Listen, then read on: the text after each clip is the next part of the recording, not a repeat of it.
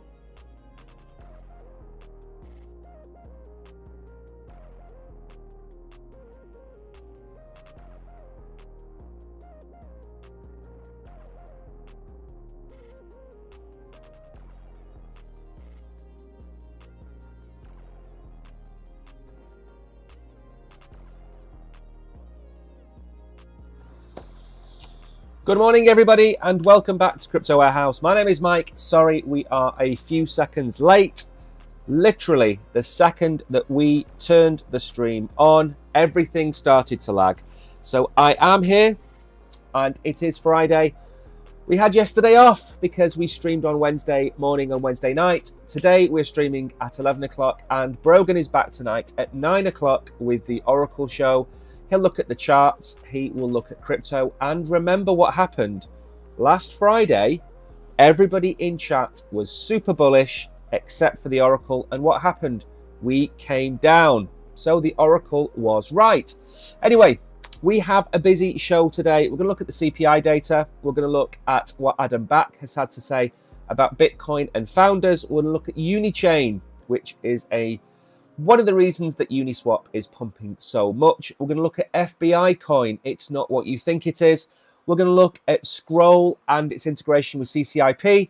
And we're going to look at 3 gainers that you might be able to pick up at a bit of a bargain price, given we've had such a correction to the downside. And we're going to finish, we normally finish with a conclusion. We're going to squeeze another article in today, and that is from Zach XBT. What is he talking about? I'm just keeping an eye on chat. I have it on the large screen over here just to make sure we're still here. Good morning to Solo Sky. Good morning to Velvet Rope.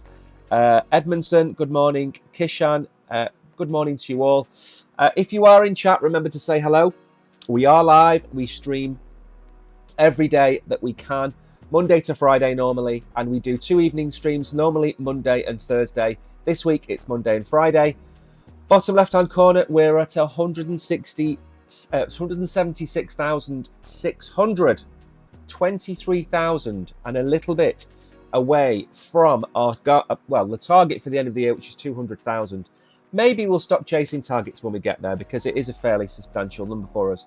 Now, again, the theme of the show today is shakeout, and I'm going to go through why I don't think this is a problem. What we've just encountered is not a fundamental shift in the market. I don't believe it's the end of the bull run. I think what we're looking at here is whale games and games which are being played at your expense. So I'm going to go through all of that. Good morning, Eugene. Eugene, how is your sister? How did it go? I noticed that the hurricane, I think, was a Cat 5. But as soon as it kind of land fell, it went to a Category 2. So a couple of the YouTubers I follow, for example, one of the guys that's based not too far from Sarasota in Celebration, he saw it was really windy and there was a lot of rain. I think the roof blew off the Tropicana. So there is damage, there is flooding, but it could have been so much worse. So thankfully, maybe our prayers were answered. Good morning, Danny. I hope you are well. Right then, let's get on. Bitcoin, just under 60,700, 60,800. Ethereum coming in at 2,400. Ethereum is actually up 1% over the last 24 hours. It's Bitcoin that is lagging. Solana is up. XRP is up. There's quite a few gainers in the top 10. Market cap still 2.12 trillion. Very healthy. I do think my expectation is that we're going to go to 7, 8, 9 trillion. So that's still a 3.5x from here. That's what we want. Not necessarily what we're going to get, but that's what we want. 24-hour volume coming in just under 70 billion, although that also is up. Now, what I did notice before we went live, look at the market dominance of Bitcoin and Ethereum. It has fallen to precisely 70%. This means the alts are gaining on Bitcoin and Ethereum. This was up over 72% not too long ago. Now we're at exactly 70%. Are we going to see the breakdown in Bitcoin dominance? We're going to have a look at that in a minute. I'm going to see the breakdown in Bitcoin dominance. Is ETH going to pump? Is ETH going to lead the charge? We shall have a look. So 24-hour gainers and losers then very quickly. Dog with Hat, Popcat, Eigenlayer, Mantra, Celestia, Pyth, say a few decent-ish gainers and a few losers. Not too many here or there. A few 4 or 5% up, a few 4 or 5% down. And of course, the CPI data came out yesterday, and we're going to talk about that a little bit later in the show. But first, we have some X-Files to go through. We're also going to look at the DXY. We're also going to look at Bitcoin dominance, and we're going to look at the liquidation data just to see what has been happening. Not sticking around, but smashing the likes. Hope family in US is good. Totally agree, Packer. I know it's really late where you are. Thanks for coming in and saying hello. You are always welcome. Now, very quickly, this isn't directly crypto related. This is more to do with what we mentioned yesterday. Or sorry, not yesterday, on Wednesday. I said that Elon Musk has a big announcement yesterday. It came out, and it was one of the two things I said. There is going to be 2 things launched by Tesla next. One is this, which is Optimus. I called it Prime on Wednesday. Optimus, he is aiming for it to cost between $20,000 and $30,000 when it gets to full stage production. And the second thing that he is launching is a cyber taxi. Okay, I haven't really got a clip of that, but there is a cyber taxi. There it is. So Elon Musk, Tesla, they're launching a cyber taxi, and they're launching Optimus. You'll be able to get Optimus to make your drinks, water your plants, maybe even sit beside you and watch me on Crypto Warehouse every morning. Keep you company while you listen to me, and then Optimus can sit there and fact check me in real time. What more could you want? Now then, this is an unbelievable statistic. Almost half of Schwab's respondents said they plan to invest in crypto ETFs more than bonds, internationals, alts. Pretty stunning. Now, again, if you'd have done this 2, 3, 4 years ago, I doubt crypto would have been anywhere near the top 5. Maybe 5 or 10% of people would have gone for that. It's coming in second place, directly behind equities, ahead of bonds, ahead of real assets, ahead of international assets. It's pretty impressive. I know a lot of this doesn't make a lot of sense, or people don't really care about a lot of this, but you have to understand the swing in the mentality of investors, and the investors are the ones that are going to bring the price of Bitcoin up. They are looking at crypto and they're looking at it in a big way. Again, it's not going to happen today, tomorrow, or next month. It's going to happen over a 2 to 5 year period. Justin Sun has been elected as the Prime Minister of the micronation Liberland. Again, I have nothing to say on this, but it had to go in. Simply because it's just a cracking headline, really. Moving on. This is why I try and put in a fair few tweets every day, because from time to time, some of them simply just don't work. And I am, as I said, I'm trying to keep an eye on chat. Do they come in a female figure? Well, I tell you what, there is a UK TV series, and I think it was just called Robots. Let me have a look. I'm going to go off on a tangent, but Packer's going to bed, and Packer needs a TV series to watch. And it was just called Robots. Humans. Sorry, it was called Humans. So Humans was probably the next iteration of Optimus. Optimus is a robot. Humans, they were very much humans. They were human clones. No, they weren't human clones. They were robots with human skins on. And the very beautiful, I can't remember her name now. She's quite a famous actress. Emma somebody, was it? Anyway, she played the main character in the show, and there were several other characters in the show. And they were all called synths, I think, in the show, and they all got a specific bit of code, programming code that gave them sentience, and they all went around trying to kill people. It's a great show. Got to catch it if you can. Bitcoin whales have sold or redistributed 30,000 Bitcoin in the past 72 hours, totaling 1.83 billion. That will now be over 2 billion, and that, in my opinion, is one of the reasons we've seen the retracement. I think they hedged against the CPI data, and I think they used that as a catalyst to bring the price down, in my humble opinion, because now they can go and buy that 30,000 Bitcoin at a 5% discount. That's a big discount when you're talking about 30,000 Bitcoin. Now then, I've said this a couple of times.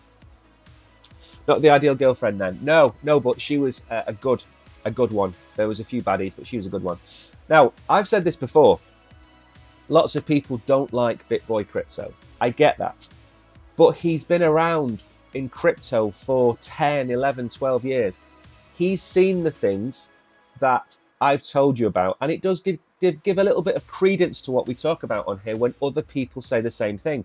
The Adam Back article that we're going to talk about in a minute was what I was talking about a couple of weeks ago. I'm not showing you these to say, I told you so. I'm showing you these to show you that other people either agree or disagree with me. And that's the point. Most coins will be dead by the next cycle. What's a project that won't fall out? Now, forget the second sentence. The first sentence is the most important thing. You are no longer to think of your coins as husbands and wives. They are in your bags to go up. And at the end of the bull run, you sell them. Okay? What is the point of holding a coin from 5 or 10 cents all the way up to $1, $2, $3 and then holding it all the way back down to 20 or 30 cents? It's pointless. You sell somewhere near the top or where you think the top is, and then you sit on the cash, you spend it, you buy your Tesla if you're Tariq, and then you wait for the price to come down, and then you reaccumulate. That's how over many cycles you can accumulate wealth. If you sell the top of a coin, you can normally get 5 to 10 times the number of coins you sold. So if you sell 100 coins at $100 and those coins become 10 cents, you'll be able to buy 1,000 coins at the bottom. That's how you accumulate the coins that you want. And I do agree, most coins will be dead by the next cycle. A lot of the top 20 coins will probably not be here in the top 20 in 5 years' time. And that might sound like a long way away, but it really isn't. Now, we kind of called this to some extent, but we did say that it should bounce off the bottom of the bull market support band. This is the DXY, this is the strength of the dollar. And we highlighted this bounce middle of last week, and we were aiming for this line down here, and we didn't get but much below the white line here. What does this mean? It means that from the 25th, 26th, 27th of September, the dollar found a low, and now it's bouncing. And look where it is bouncing to. It's bouncing to the bull market support band. Now, this isn't new. We came up and did the same thing here, and then it carried on its downward trajectory. What we would love to see is the same again. Going in to the end of October, we want to see that. A weaker dollar doesn't always, but can mean strength in Bitcoin. So we don't want this to start to go parabolic to the upside. We want it to go paralytic, which is the word I nearly said, and go to the downside. So we want it to go down to 100, 99.5, 100.5, somewhere in that region. And they are not huge moves. But remember, we're talking about the US dollar against a basket of euros, pounds, yen, Swiss francs, whatever it might be. That's the key here. We want the dollar to weaken slightly so that we can have a Bitcoin run. So the dollar is strengthening, another not great sign for Bitcoin. Now, Bitcoin dominance, last time I checked last night, it may have recovered. Good morning, Tariq. I was just talking about you. We talked a little bit about Bitcoin dominance. Now, Bitcoin dominance, if we look, I did pre-create this last night as well, just to show you. Couldn't bother drawing today because a lot to go through. Every time we have, let's get rid of these arrows so you can see. Every time we've kind of broken below this kind of fictitious trend line, we have bounced to the upside. In July, in September, at the end of September, you could argue maybe even August. And what happens every time we break down is we do this, okay? Now, Bitcoin dominance has been as high as 58.6. It's now 57.6. That's pretty much a pretty seismic move. I don't think it's going to be for much longer. I think we're going to go back over 58, maybe even 58.5%. Remember, this is October. We have 20 days left. Now, I did say that this will not start on day 1 of October. I said it might take a week or two for it to get going. Now, I think we're going to get going. I've put the title of the stream today as Shakeout because the fundamentals of the market haven't changed for me. I don't think the CPI data missing by 0.1% is a cause for a 5% correction in the market. I think they were opportunists that decided that they were going to go and try and drive the price down based on this news and then try and get some cheaper Bitcoin. As I said a minute ago, if they sell 30,000 Bitcoin at 66,000 and they can bring it down to 59,000, they'll be able to buy an extra 1,500 Bitcoin, roughly. That is some buy. So again, you've got to be careful trying to read between the lines of what's just happened.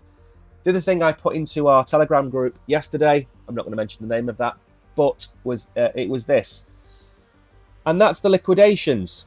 Now, for such a move down that we've just seen, we got to $233 million in liquidations. That was it.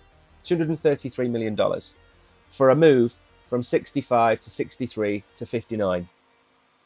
It's not an awful lot of liquidations. So for me, that's a sign that the market is fairly healthy, that there aren't too many liquidations because there's not too much leverage. And I think it's a good, healthy sign. So CPI data looks not the best, but still okay. The October that we're in is the most bullish month in Bitcoin. We need to keep that in our minds. Trump is 4 weeks from winning the election. He has a 12 or 13 point lead at the minute. Every time Kamala Harris opens her mouth, she loses votes. Okay? I said yesterday in one of the chats, every time Kamala Harris speaks, one of the states falls out of her mouth and lands in the hat of Donald Trump. And I think that is fairly true. Again, I'm not American. It's not my vote. But the writing is on the wall. I think it's been on the wall since probably the 2nd or 3rd of October when she started to talk. And that's a week's worth of talking has caused this. She's got 3 more weeks of trying to convince people. Last night, I think she lost the Mexican vote with what she said. I don't think she's got much chance. She's lost the middle class has gone towards Trump. The lower classes, the different categories of lower classes are going towards Trump. She's not got a cat in hell's chance of winning. Anyway, 24-hour liquidations, again, under 200 million. So there's no liquidations. The CPI data was okay. Trump is gaining more and more traction. The only negative really for me is, of course, that the DXY is starting to break up, but it's hitting the bottom of the bull market support band. If it gets rejected, it comes down. They're all green flags. So why are we at 60,600? We'll have a look at the Bitcoin chart in a moment. Right, let's move on very quickly and have a look at this CPI data. And then we're going to talk about why Bitcoin shouldn't have a founder. Bitcoin slips lower alongside stocks after higher than expected CPI inflation print. And again, one of the things to bear in mind with this is that CPI data is made up of different weights. Housing, food, fuel, gas, as they call it in America, entertainment, they all make up different weightings of the inflation data. Some of the inflation data has now turned negative, which is deflationary. Some, such as entertainment, I think, has gone to 0.3%, so it's gone stagnant. But housing, the biggest basket, that's the slowest to react. That's the slowest. That's the drag on inflation. And that coming down, again, it comes down over a very slow period of time. It will go back up over a slow period of time. It's not caught up with everything else. So there's a couple of them that are keeping the prices up. But the key one, I think, is the cost of food is going up just a little bit. Now, the rise in weekly jobless claims is a positive sign. So this is a sign that the economy is now weak enough to bring wage inflation down. More people claiming jobs, more people wanting a job, means that the employer is in control of wages. If there are 20 people applying for one job, they can then slowly start to reduce the wage. If there are 10 jobs for one jobless person, that jobless person will pick the highest wage. And it's called wage inflation because wages will start to rise. That causes inflation. Everything else snowballs from there. So jobless going up, house prices coming down, they're two of his favourite things. If he was in The Sound of Music, he certainly wouldn't be one of the main characters, Mr. Powell. And he wouldn't be my favourite character. So Bitcoin fell. It's now come back to 60,600, which is a key level. Dow futures are down. The FTSE is down. Europe is down. Germany is down. It's not as bad as I think people are expecting. In all honesty, people were expecting 0.1, it was 0.2. It's not that bad. It will be that bad if we see October and November start to creep up. But one swallow doesn't make a summer, and one tiny increase doesn't cause inflation to go back up. So don't fret too much. I don't think the American economy is suddenly going to run up to 6% inflation again. But when you cut interest rates, you put more money into the economy, and that will cause inflation. So this isn't unexpected. I did say they were going to rig it so that Kamala had a really good, arsenal of, inflation's coming down, blah, blah, blah, blah, blah. But you will see where we are now. Let's get rid of this. That was the key line. Now then, that 61,300 for me is where we need to get back to. We have got history at this price. Okay? It's not a random number that we have. We have history previously, recently, and now here. We kind of bounced off this number. So key level for me, now that we've got back above 60,600, is we need to start looking towards 61.3 to get back into the bull market support band. I've said this time and time again. Every time we get above the bull market support band, we have to hold it. Because if you don't, you tend to fall straight back. Look at this. We're above the bull market support band. Did we stay there? No, we didn't. We came crashing down. We got above the bull market support band. We didn't even touch the sides. We came straight back down. We got above the bull market. No, we've come straight back down. Okay? So, the other way to look at this is, we are in nearly the longest consolidation period in Bitcoin history. This has been going on since March. It's Groundhog Day. Tariq is fed up of listening to me say 60, 61, 63. He's fed up. He wants me to say 70, 72, 74, 80. But we're not quite there. We've got to get back above it. And the longer we stay in this range, the more we coil up, hopefully, and the more we explode to the upside. And by the end of this year, we will not be at $60,000 or $61,000 or even $69,000. We are going to go up. This cannot maintain this sideways action forever and a day. Okay, everything has been reset at a higher price. The narrative, the bullishness of everybody has gone out the window. Nobody's watching YouTube videos. Nobody's watching videos on X about crypto. Everybody's left. Everybody's bored. You know what happens when that happens? Bitcoin moves. Okay, when we expect downwards, we go up. When we expect upwards, we go down. We are not going down.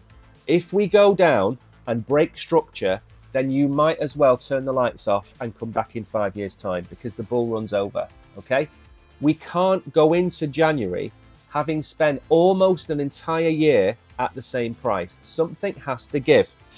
Now then, I am trying to keep a track on chat. I do have a phone here with what is going on. So let me very quickly log in and have a look at what's happening in chat. I have it on the screen, but it's a super, super tiny set of chats. Right, what is talking? Good morning. Good morning, Chris. I hope you are well. Good morning to you all. Remember, say hello in chat if you are here. Why is this not on? 1 second. It's really, really weird. There we go. I'm looking in the wrong chat. There we go. I'm back now. Hello, Kishan. Good morning. I hope you are well. Okay, let's go. So then, this is what we spoke about only last week. And Adam Back has come out and said the same thing. It's good that Bitcoin doesn't have an eccentric founder. The Blockstream founder was favoured as the most likely figure to be revealed as Satoshi Nakamoto in the HBO documentary by Poly Market users. Now, this was a very interesting interview where they explained it wasn't him. Speaking with Cointelegraph's Gareth Jenkinson, Back opined that the likely creator of the Bitcoin protocol is not even on the radar, let alone anyone who was featured in the documentary. I'm fairly confident it's nobody that has been talked about because there are lots of clever people in the world who can program and understand cryptography. Back contrasted the anarchic structure of Bitcoin with companies that have a bombastic leader or high public founder, who could cause problems within the ecosystem and create risk vectors for the project. Its mission is more about being adopted as a kind of global fabric and electronic money, and with no founder type of figure involved, it helps it feel more like a discovery than a startup or an invention. Rightly so. I think it's good for the concept of Bitcoin as a commodity. Back explained that knowledgeable individuals speaking to the filmmakers would prevent the documentary team from speaking to unreliable sources who may spread misinformation. They caused the uproar by naming Peter Todd as Satoshi Nakamoto, a claim that Todd publicly denied. Again, this is the clip that I kind of brought up the other day. Another major problem with the claim is the development timeline. Again, we don't just go into that. The key point here is that the reason that Bitcoin is a success is there is no Vitalik, there is no Anatoly, there is no Charles, there is no Richard Hart. There is nobody to be targeted by the authorities.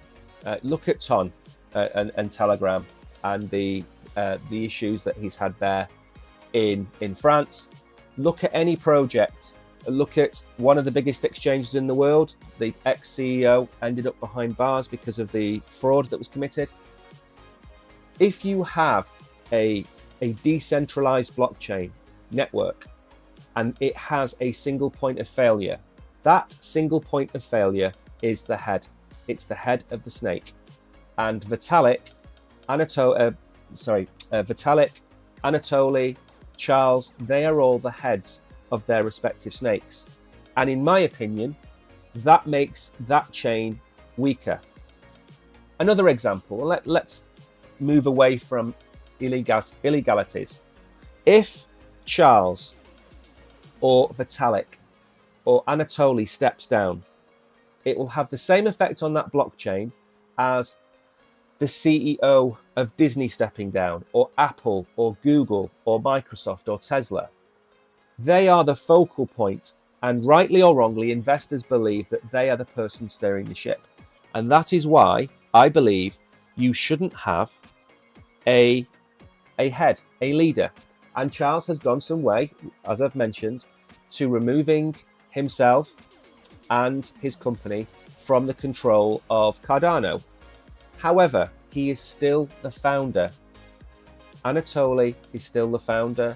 Vitalik is still the founder. It's still got the head. What has to happen is all element of control or vested interest in that project has to be revoked, has to be removed, even down to the point where the token is sold. If Charles holds 10 million Cardano, he has to sell it. Vitalik has to sell his tokens. That's the problem that I have with heads. And I think the issue is, when you look at true crypto, the only true crypto for me is Bitcoin. Everything else is speculation and FOMO and degenning. You know, everybody's now talking about the fact, that meme coins are the future. Meme coins are going to have the best bull run. Meme coins are going to be the narrative of the bull run. So let's get this straight. We've got artificial intelligence. We've got deepin. We've got real world assets. We've even got gaming, if you want to go that far. All of these are worthwhile projects. And you're telling me that we're going to go into this bull run with cats and dogs and fish and mice and snakes being the top performers. They may be the top performers comparatively, going from 10 million to a billion, fine. But they're certainly not going to overtake the likes of Cardano, Chainlink, ICP, AVAX, XRP, Binance. It's not Binance, sorry, BNB. They're not going to do that, are they? They're going to do multiples within their own ecosystem of meme coins. And yes, good luck to you. Go and buy 20 different meme coins. It's not my cup of tea. But I don't believe it should be the narrative of crypto, which is allegedly this new financial ecosystem. It shouldn't be that the 2025 bull run was based on a snake or a dog or a cat. Even though I happen to like Mew for one, or I like Bonk, or I like Popcat, or I like, Dog with Hat, or I like Brett. I like them, but certainly not ahead of the likes of Near or FET or any of the other projects which actually do something.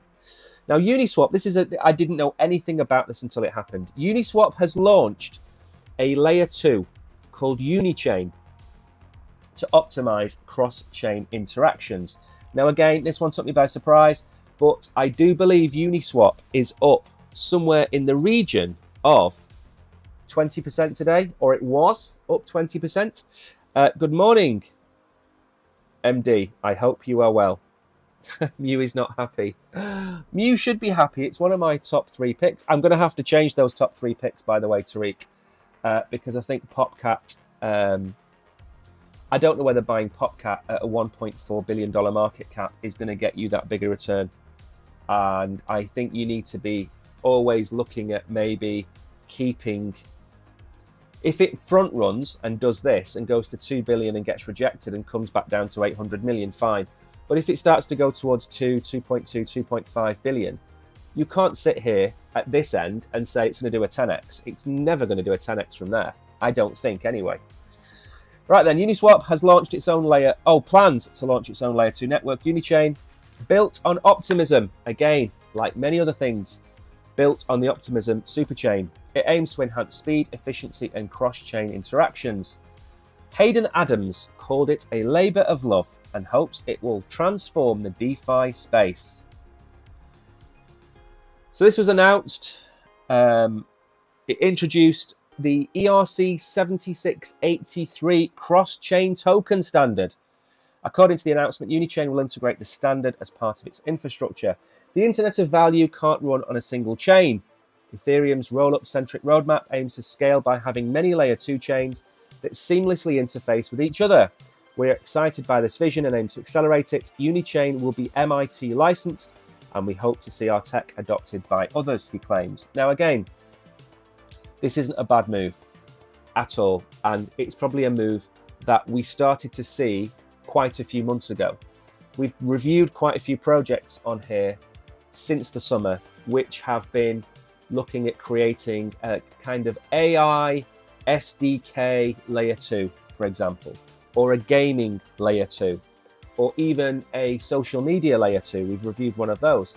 And I think the key is that you can have an app that runs directly on Ethereum or directly on Optimism, directly on Arbitrum.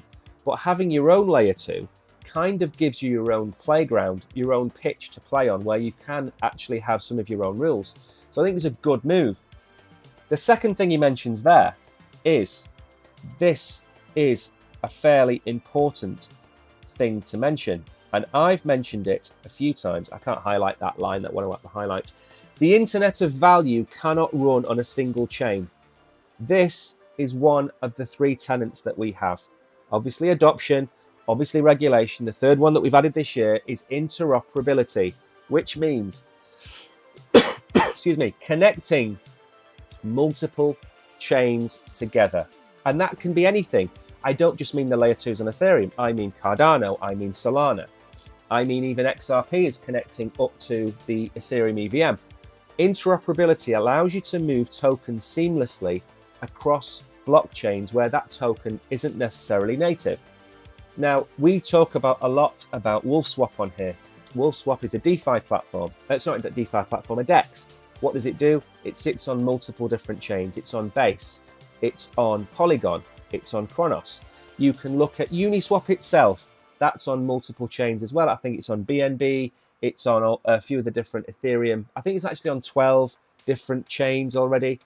So this idea of being multi-chain, this is the way things are going. If you've got a fantastic product on one chain, what do? You try and bring that project to a new chain.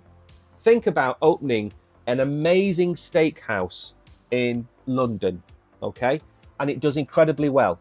But nobody in Paris or Berlin or Cairo can try your steak. So you open a restaurant in those different fields.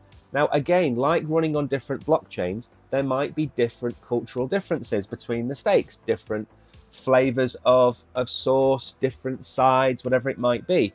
But the point of the matter is, you're not going to get anywhere by saying, I am going to sit on Ethereum and not move, because you're going to miss Solana, you're going to miss AVAX's move, you might even miss Cardano's move if XRP suddenly allows DeFi and allows for smart contracts and all that kind of stuff. Maybe Uniswap runs on the XRPL chain in the future. So you can't be tied down to one chain, and this is a fantastic move. And again, if you're going to pick some DEXs to hold in your portfolio, DEXs and aggregators, can I add, then I would certainly be looking at the likes of Uniswap, at the likes of Jupiter. If you want to go and do a really deep dive and look at some of the other chains, maybe Aero, maybe WolfSwap, maybe the other one I'm thinking of, Radium on Solana as well. Go and have a look around and see whether you want to make your own DEX portfolio of coins. Because in a bull run, people use DEXs, as well as the exchange that you're on, they use DEXs as well. And when the value on that blockchain increases, the value of the transactions increase on those DEXs. So that in turn, they make their 0.5% or 0.1% on those transactions. And suddenly they're making a fortune. And suddenly Uniswap is at $25. And Jupiter is at $8. And Radium has gone up another 8x or 7x. So it's never a bad idea to look at DEXs, but they're never going to be the main narrative. They're never going to be the number one reason why crypto goes to an 8, 9 or $10 trillion market cap. But it's, if they make money, they will do well. Lots of projects out there won't do well. Now, this is a really interesting point. Orca, yes, Eugene, Orca. Morning, Fran. I haven't seen you in forever, Fran. I hope you're well. Right then, Orca is a good one. I, believe it or not, when I first started out on Solana, before Jupiter was around really, I used Orca. That was my number one DEX that I used. They've got really good staking over there. I remember staking Bonk when it first came out. I remember staking USDC. I remember staking Solana at some points, and Solana pairs. And I think Orca's really good, but Radium I think is the bigger of the two. I think Radium does like 2 or 3 times the volume of Orca. Now then, this isn't what you're going to think it is. This is not a coin called FBI coin. This is a coin that the FBI used to blow up a fraud scheme. Okay, this is super bright, super clever thing to do. The agency staged an undercover operation in collaboration with other authorities to expose market manipulation. And there they are.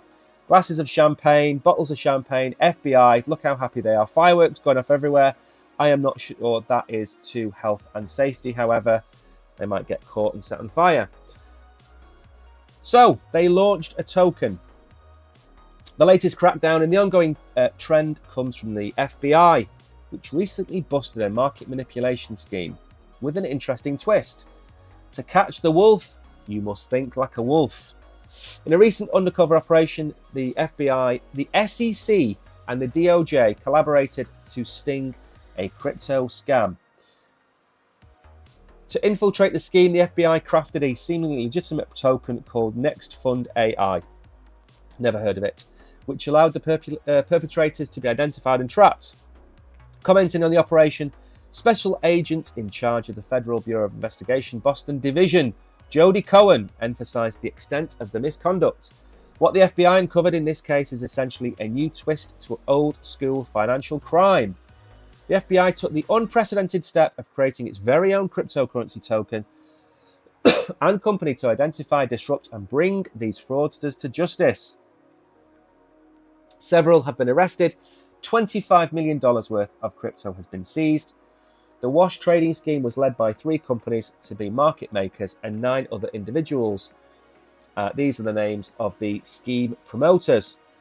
These individuals hired so-called market makers, Quant and Gotbit, to provide market manipulation services.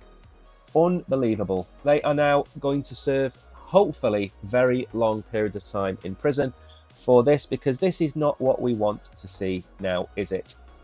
So we're going to move on very quickly.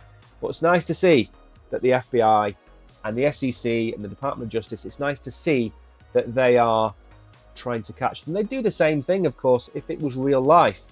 and they created something, you know, artwork or something like that, they'd do the same thing, expensive cars. They'd use those assets to trap the criminals. So there's no reason why they can't go and use a crypto coin. As long as other individuals were not damaged along the way, that would be fine. Oracle and Mike analyse charts and markets as elegantly as John Taylor, main character from the BBC series Ludwig, solves puzzle problems. Yeah, I think the Oracle is a little bit more highbrow than me.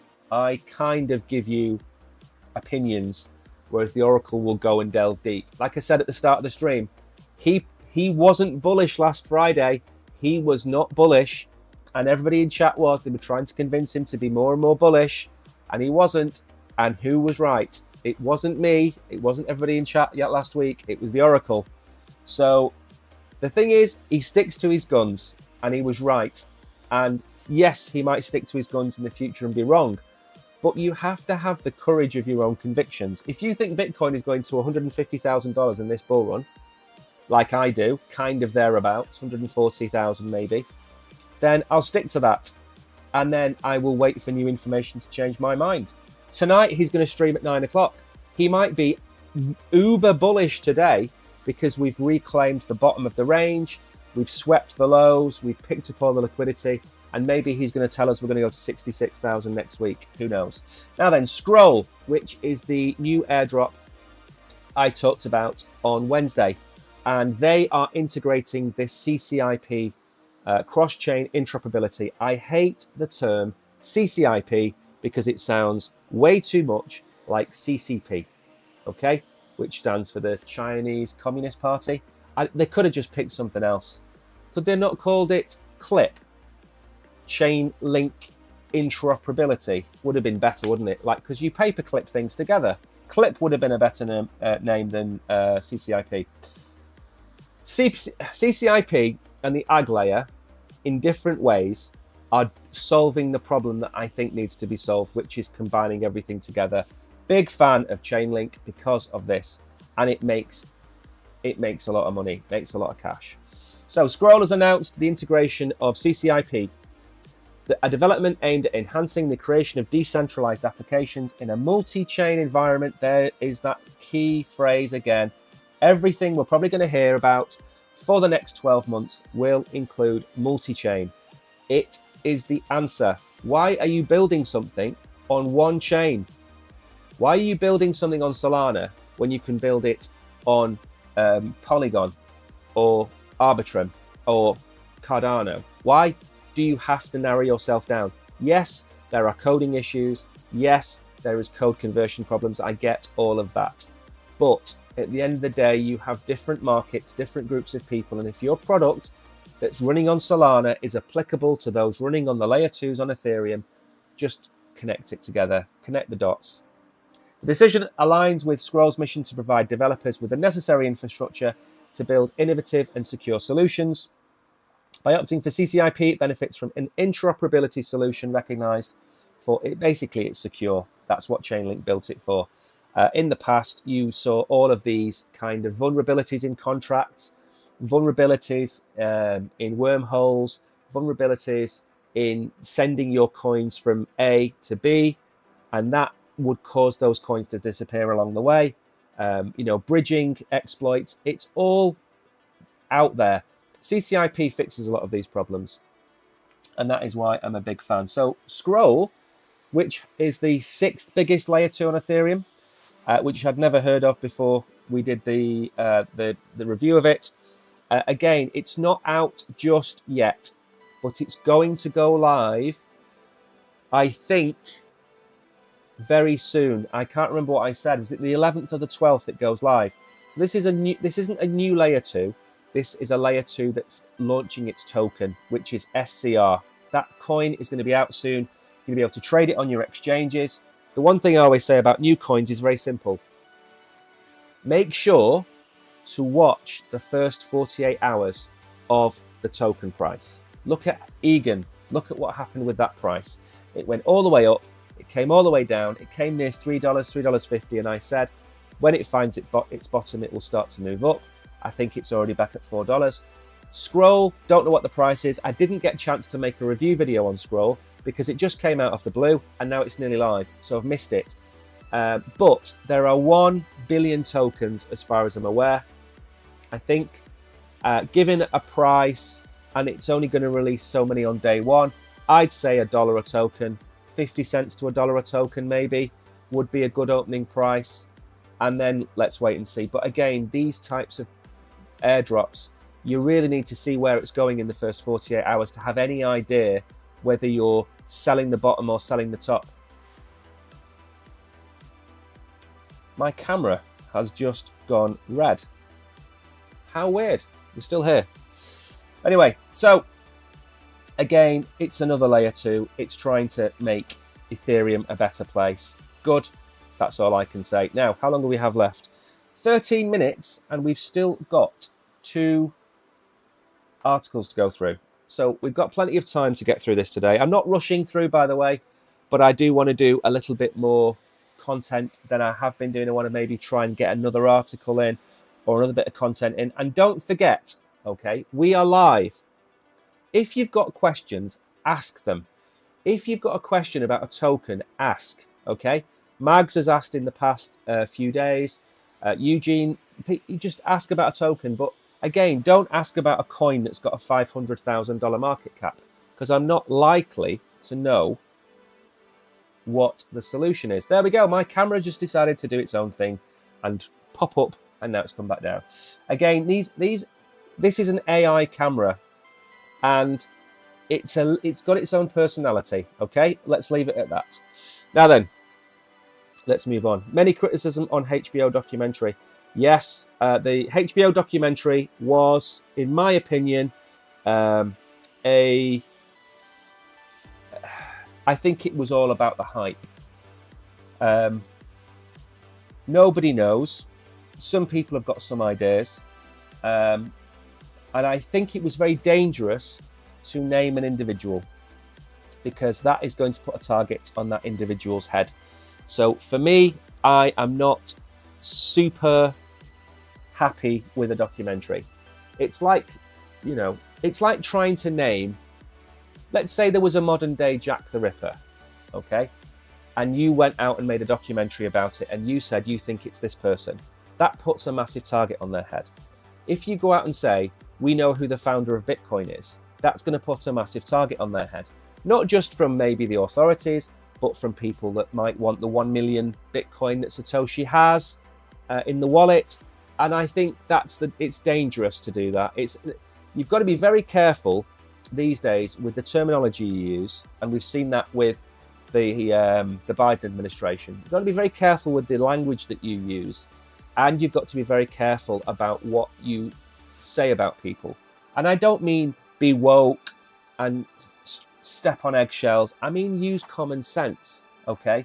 You can't name somebody in a documentary and say, this person has got 1 million Bitcoin worth $60,000 each, because that makes them worth what, $60 billion? Something like that? Not 600, yeah, $60 billion. You can't do that, because every criminal organization in the world is going to go after him. It's dangerous. It's very dangerous. And that's on a very good point, actually. Don't ever tell anybody how much crypto you've got, and don't tell anybody where your crypto is stored, okay? That goes for family members, that goes for work colleagues. You can tell your husband and wife by all means, and your children, the immediate family. But don't go around, because if somebody finds out, oh, you know, Dave over here, Dave's got 5 Bitcoin. Well, 5 Bitcoin right now is $300,000. It's a dangerous thing to do. You can say you're in crypto. You can say you've got a portfolio.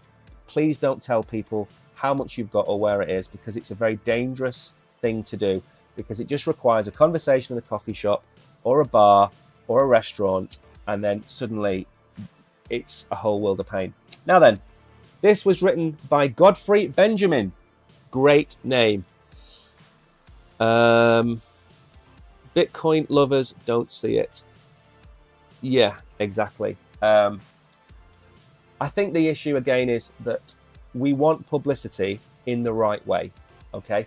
And we're finally starting to move past crypto is a scam. which is the default answer of most people in certain spheres. If you go and talk to the average person in the street, they'll still think it's a scam. But that takes time. The internet was a scam. 25 years ago, the internet was a scam. Now it's used by everybody for everything, okay?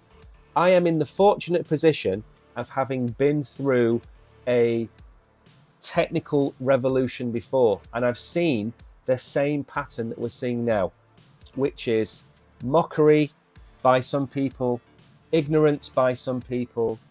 We've seen stupid statements. Cynthia Lummis saying that Bitcoin was used to trade, I can't say the term, but a certain type of drug in America, and it was completely unfounded.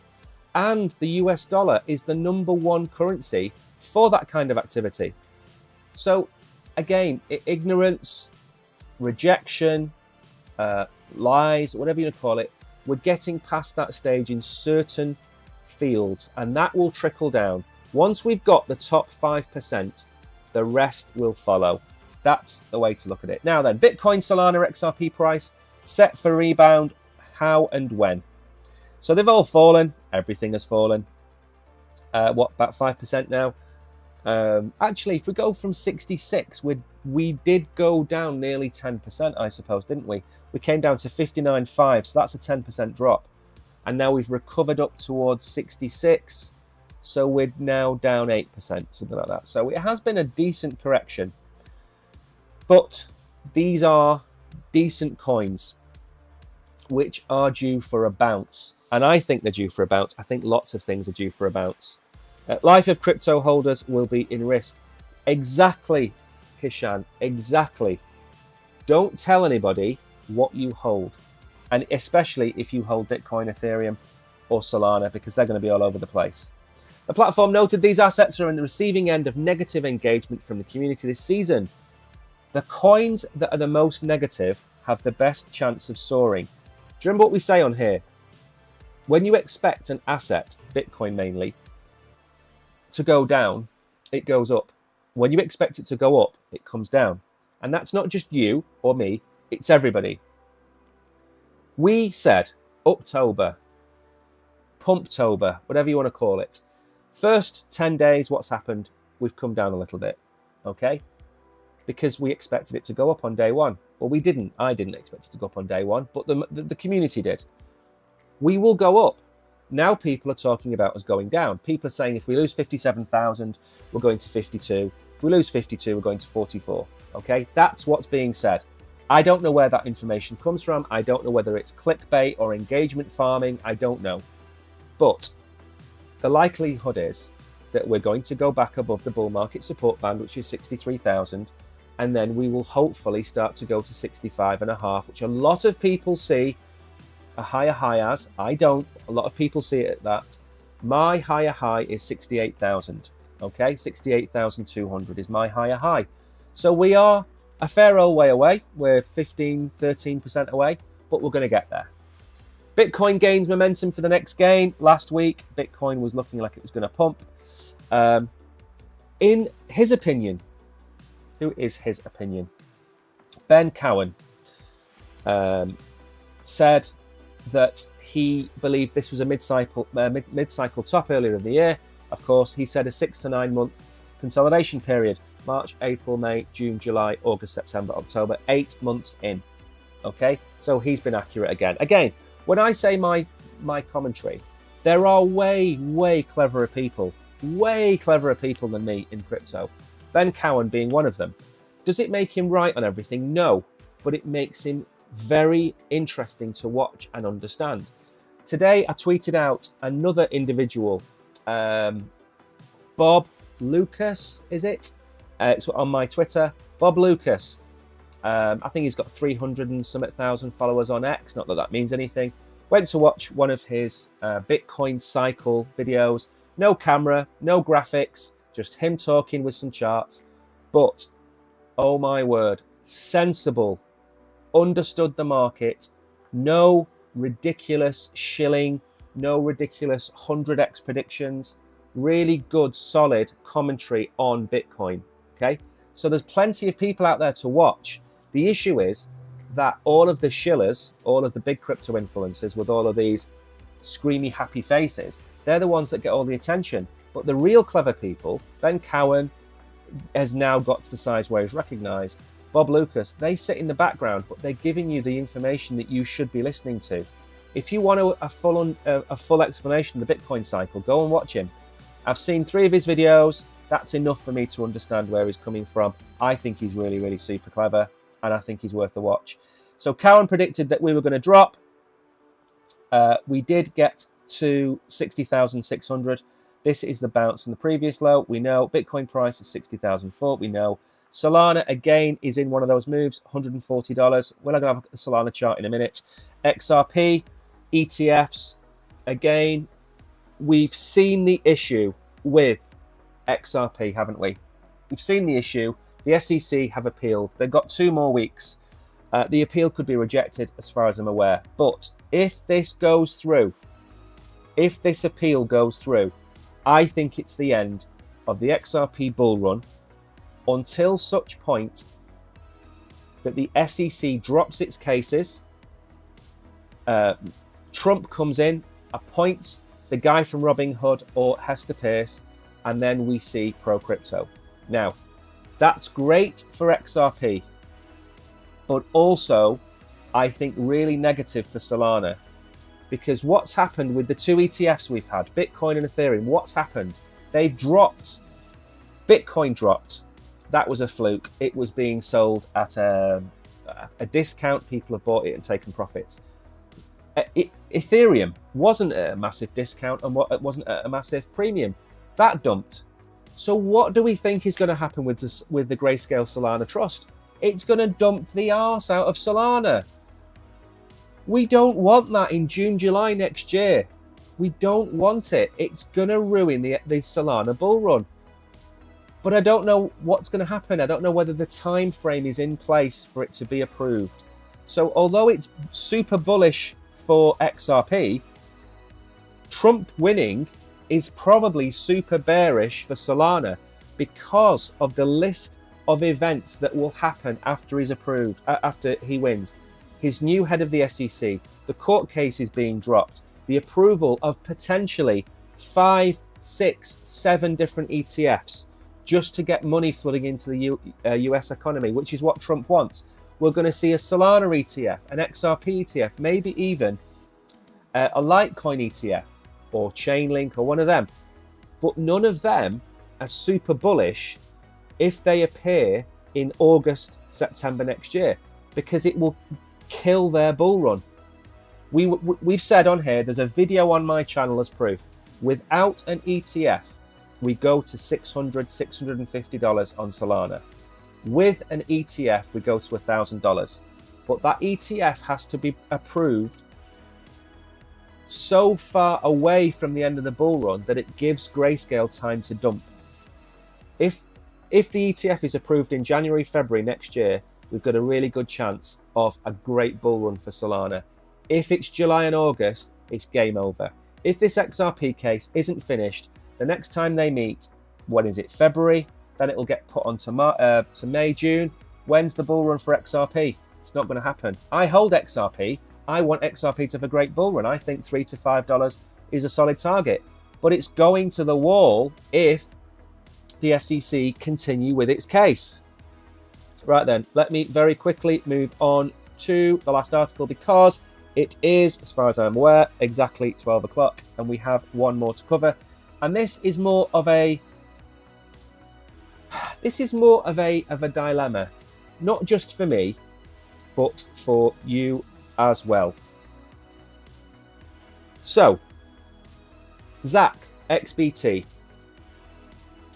has doxed a meme coin super cycle promoter, Murad Mahmudov. Now, why am I bringing this up? Okay, what does it have to do with the price of your crypto? Well, first of all, you guys, I've said at the start of the show, that the narrative is that the meme coins are going to pump and run this bull run, and they're going to be the narrative. And I've said, I don't want that. What I want and what happens are two totally different things, okay? I want Man United to win every game of football 5-0. Isn't going to happen, okay? I don't want them to lose every game 5-0. Of course not. I don't want meme coins to be the poster boy of the 2025 bull run, but it doesn't mean it's not going to happen. So if everybody is saying it's going to happen, what is going to happen? This is the plan. I have typed this up on X. I can't bring it up. I'm not allowed to show my X account. DGens, Crypto Twitter, and you guys will pump and promote meme coins. Bitcoin will hit $100,000. Retail will come back. Retail will buy Bitcoin and then buy meme coins. Those meme coins will rip. My 10, 20x predictions might end up being 30, 40x predictions. So your Mew that you're holding on to, that I said could go to a $10 billion market cap, might go to a $30 billion market cap. And it's 50x'd, okay? You sell the top of your meme coins. You sell your Mew and your Popcat and your Brett and your Ponke and your Pepe and whatever else you've got. You sell them at the top and you walk away loaded, okay? And there will be 5, 10 million retail around the world holding all of these meme coins in 2026 when they've fallen 95%. That's what's going to happen because it happens every cycle. Just each cycle has a different thing. Remember, there were people, Bitcoin got to 69,000 in the last bull run because somebody paid, one person paid the absolute top for Bitcoin. One person paid the absolute top for Ethereum. Remember that. And they've had to wait 4 years. Actually, no, they've had to wait 3 years to get their money back. And you go back to the previous cycle when we hit $18,000. One individual bought at $18,000 or whatever the number was. They bought the very top and they had to hold it for 3 years to get their money back. Meme coins are going to wreck retail. And retail are going to say, I'm never going near crypto again. And then in 3 years' time, they'll have forgotten what they've said and they'll buy whatever it is that you guys want to sell at the top. That's what's going to happen. Now, that can happen with any coin, Litecoin, Solana. People bought Solana at $235, Bitcoin at 69,000, Ethereum at nearly 4,000. So it doesn't have to mean that meme coins are necessarily bad, but it's the narrative that's going to drag retail in and pump your bags. Now, if you believe that argument, if you believe that is the case, in my opinion, you should be picking meme coins between $300 and $600 million for the bull run. And I've told you the ones I picked, Brett, Popcat and Mew. They're a little bit higher than that now because the market has moved since I made the video. I look back on my Popcat video that the video I made about the top 3 coins. Popcat, I think, was at 60 cents when I said buy it. I think I said on my Brett video, my Brett element, I said anything below 11 cents is a good buy for Brett. I think it's at 9. So one's doubled in price and one is still at roughly the price it was when I made the video. Mew has moved up, moved down and moved up again. But it's not the fact that Brett and Mew have underperformed, it's Popcat has front run.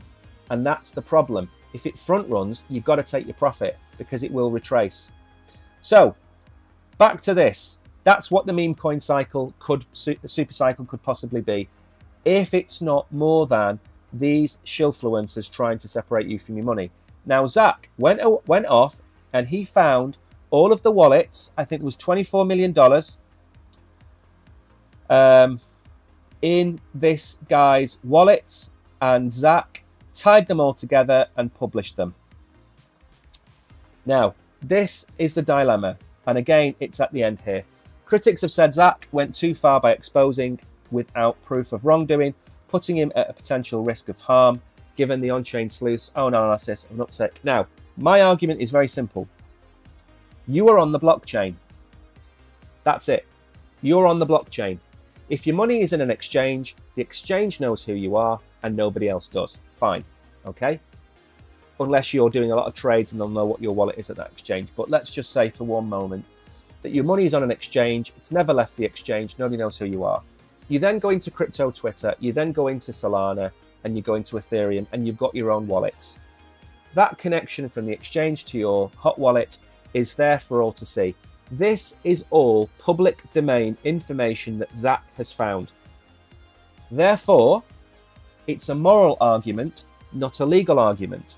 He didn't go and steal his bank statements or contact his bank and be sent them. No, he found publicly available information. If this was another industry, would we be saying this about Zach? No. So my argument is Zach's done nothing wrong, and Zach is warning people. Murad can say what he wants, but his information is all on the blockchain. That's it.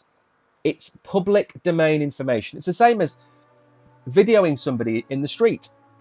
You are perfectly entitled in most countries to record people. It's not advisable to record kids. It's not advisable to chase women around with cameras.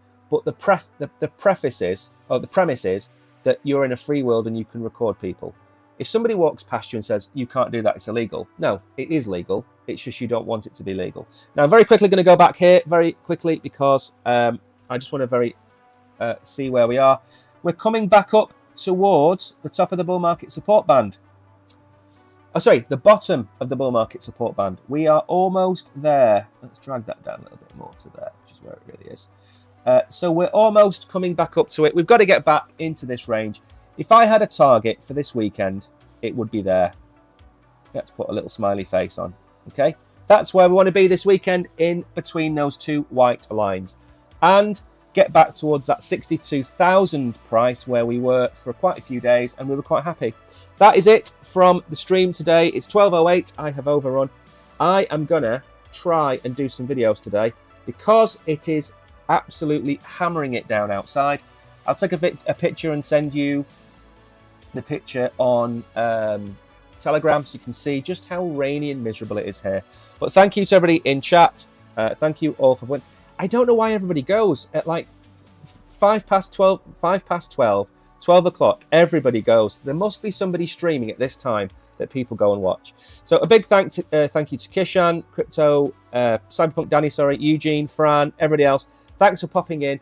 If I don't speak to you beforehand, have a great weekend. Don't forget the Oracle is streaming in 9 hours time tonight. And if you've got tokens that you want him to cover, go and ping him now. Don't wait till the stream. Don't wait till 9:50 when his stream finishes at 10 and message him and say, can you just look at Pi, Sol, Dupe and something else? Go and message him now and then he'll be able to look at them before the stream. Anyway, thank you everybody for coming. See you all in Monday. See you all on Monday. Take care.